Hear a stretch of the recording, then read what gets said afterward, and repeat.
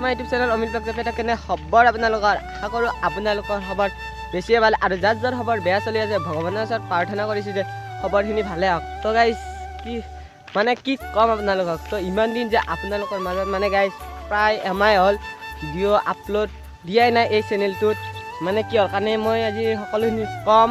আৰু দুটামান গাইজ পৰীক্ষাৰ আগতে দুজনমানে কমেণ্ট কৰিছিল যে মোৰ ঘৰটো য'ত মই থাকোঁ ক'ত সুধিছিল। তো আজি ফাইনেলি কম বুলি ভাবিছোঁ আপোনালোকক। তো বলক তেনেহ'লে আজিৰ ভিডিঅ'টো আৰম্ভণি কৰি। ছানছেট ভিউ সূৰ্যটো ডুব অৱস্থাত হৈ পৰিছে আৰু বৰ্তমান মই আছোঁ আমাৰ ভিডিঅ' আপলোড নকৰাৰ এটাই কাৰণ যিহেতু মোৰ মেট্ৰিক পৰীক্ষা চলি আছে আৰু পৰীক্ষাৰ মাজততো মই আপোনালোকৰ ভিডিঅ' আপলোডিং কৰিব নোৱাৰোঁ। তো সেইকাৰণে কি গাইজ ভিডিঅ' প্ৰায় আপলোডিং কৰাই নাই গাইজ মোবাইলত এই ইউটিউবত ভিডিঅ' আপলোডিং কৰাই নাই।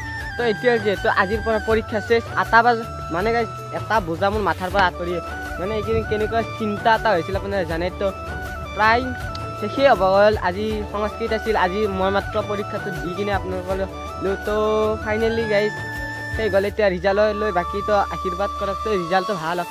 তো গাইজ আৰু যদি কিবা কাৰণত যদি ৰিজাল্ট ভাল নহয় তেনেহ'লে পাতি আৰু চৰে এটা লৈ কামাখ্যাত দে বাবা এই কৰিব যাব লাগিব আৰু ঘৰৰ পৰাই যদি কিবা কাৰণ যদি গাইজ ৰিজাল্ট বেয়া হয়। আপোনালোকে যে কমেণ্ট কৰিছিলে যে মোৰ ঘৰ ক'ত, তো মই আপোনালোকক জনাই দিওঁ যে মোৰ ঘৰটো ক'ত হাজো জাপিয়া বুলি এটা জেগা আছে, বৰ্তমান তাতে মই আছোঁ। আৰু ইয়াৰ পৰা আপোনালোকলৈ মই ভিডিঅ' দি যাবলৈ চেষ্টা কৰি যাম।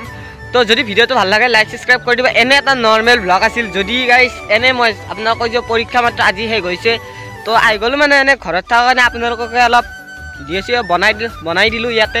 তো ইয়াত বহুত ভিডিঅ' মই বনোৱাই নাছিলোঁ এইখিনি জেগাত। তো ভাবিলোঁ আজি এটা ভিডিঅ' বনাই দিওঁ। তো ভিডিঅ'টো ভাল লাগিলে লাইক ছাবস্ক্ৰাইব কৰি দিবা, চেনেলটো শ্বেয়াৰ কৰি। তো আজিলৈ এইখিনি আছিল। তো লগ পাম নেক্সট এটা ভিডিঅ'ত। তো বাই বাই।